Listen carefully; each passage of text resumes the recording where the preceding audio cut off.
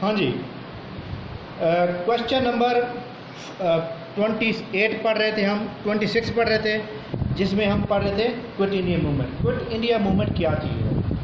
ये 8 अगस्त 1942 में लॉन्च की गई थी। सबसे पहली बात तो यह है कि ये क्यों लॉन्च की गई। मार्च 1942 में क्रिप्स मिशन आता है यहाँ पर इंडिया में।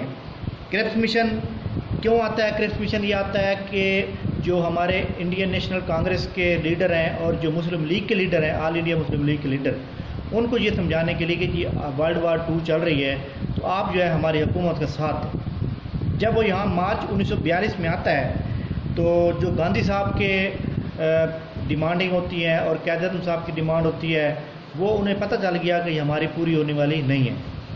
तो जब उन्होंने ये देखा कि जो क्रिप्स मिशन है वो अपनी सिफारिशात लेके आया है, तो उनको ये पता चल गया कि हमारे पास ये इससे अच्छा मौका कोई नहीं होगा। तो गांधी साहब ने क्विट इंडियन मूवमेंट लॉन्च कर दी 1942 में, 8 अगस्त को।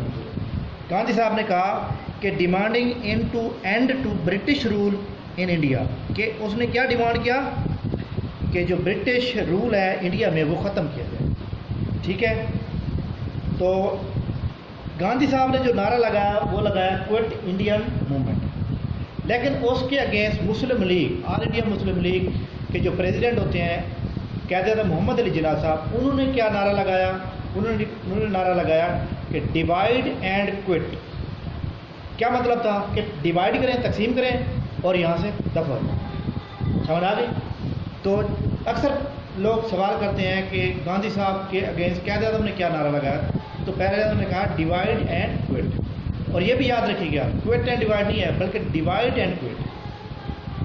अच्छा जी, क्विट इंडिया मूवमेंट भी इसे कहा जाता है और इसको अगस्त मूवमेंट भी कहा जाता है। ठीक है, अब पेपर में सवाल आता है जो मार्च 1942 में क्रिप्स मिशन आता है उसका सरबराह कौन होता है? उसका सरबराह होता है sir Stafford Cripps. Sir Stafford Cripps.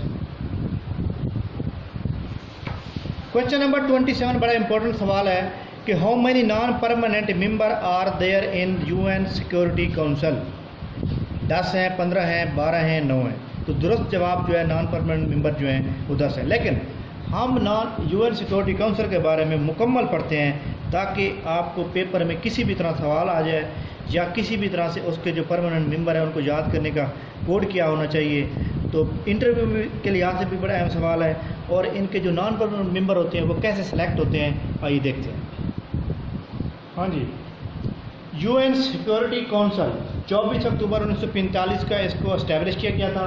Total member जो इसके हैं वो 15 होते हैं। 15 में 5 होते हैं परमानेंट और नॉन परमानेंट जो मेंबर होते हैं वो होते हैं 10। अब ये परमानेंट मेंबर को हमने याद कैसे रखना है? FURC, फ़र्क इसका कोड है। F से फ्रांस, U से यूके, R से रूस, रशिया, U से USA, C से चाइना। अब जो नॉन परमानेंट मेंबर 10 हैं उनको याद रखने की ज़रूरत नहीं है क्योंकि वो हर 2 साल बाद हर साल बदलते रहते हैं। ये जो नॉन परमानेंट मेंबर होते हैं ये 2 साल के लिए सिलेक्ट होते हैं और पाकिस्तान और इंडिया 7 बार सिलेक्ट हो चुका है। और ये अल्फ़ाबेटिकली तरी सिलेक्ट होते हैं, मतलब इनका कोई वोटिंग की ज़रूरत नहीं होती।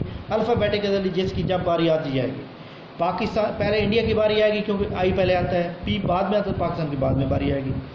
तो इस वक्त जो इसके नॉन परमानेंट मेंबर हैं उसमें बेल्जियम है, साउथ अफ्रीका है, पोलैंड है, जर्मनी है, इंडोनेशिया है, कुवैत है, पीरू है और गैनिया है। तो ये इसके नॉन परमानेंट मेंबर 10 हैं, मुल्क है। और पेपर में अक्सर सवाल आता है कि पाकिस्तान यूएन सिक्योरिटी का नॉन परमानेंट मेंबर कितनी बार बन चुका है? तो वो पाकिस्तान 7 टाइम बन चुका है। क्वेश्चन नंबर 28 मैथ का क्वेश्चन है, आसान क्वेश्चन है। वो कहता है जी if b is equal to 1, b अगर 1 के बराबर है तो आप क्या चीज़ हल करें? b की पावर 3 और b की पावर 2, ये है। अब देखें b की पावर 1 है तो हम इसको पुट कर देंगे। 1 की पावर 3 डिवाइडेड बाई 1 की पावर 2। अब अगर 1 की पावर 1000 या 1 लाख ही क्यों ना हो, जवाब एक ही रहेगा। 1/1 आ जाएगा, तो जवाब 1 आ जाएगा। Question number 29, the seat reserve for non Muslim in National Assembly are filled by means of separate electorate, by means of proportional representation, और यही वाला जो जवाब है by means of proportional representation, ये जवाब दुरुस्त है। सी ऑप्शन है by means of nomination, by mean of electors MNA. सबसे पहली बात तो यह है कि आपको ये पता होना चाहिए कि total number of seats national assembly की हैं 342।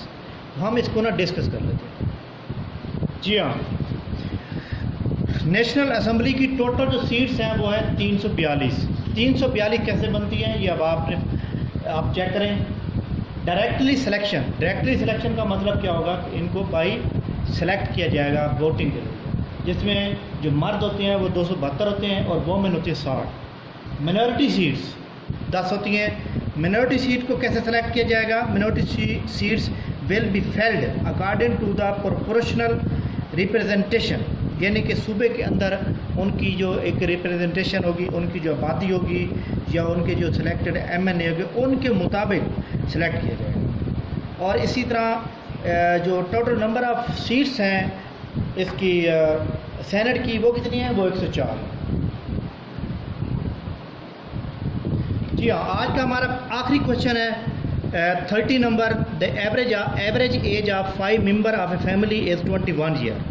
If the age of the grandfather is included, the average age increased by 9 years. What is the age of the grandfather? बात यह है कि the average age of 5 member of the family वो है 21। सबसे पहले तो हम इनकी एज निकालेंगे। लेकिन 5 मेंबर हैं, उनकी एवरेज एज है 21, तो टोटल कितनी बन जाएगी? 105। उसके बाद वो कहते हैं कि उनके दादा को शामिल किया गया है, तो एवरेज एज जो है यानी ये जो 21 है ये इंक्रीज़ हुई है, वो 9 ईयर। तो वो कितनी इंक्रीज़ हो गई है? जब ये 9 ईयर ये इंक्रीज़ होती है कितनी बन जाएगी? 30। और नंबर ऑफ पर्सन कितने बन जाएंगे? 6, ये बन जाएगी 180। अब इन दोनों का जो डिफरेंस है वो क्या बनेगा? 75। तो 75 क्या बनेगी एज? Grandfather as.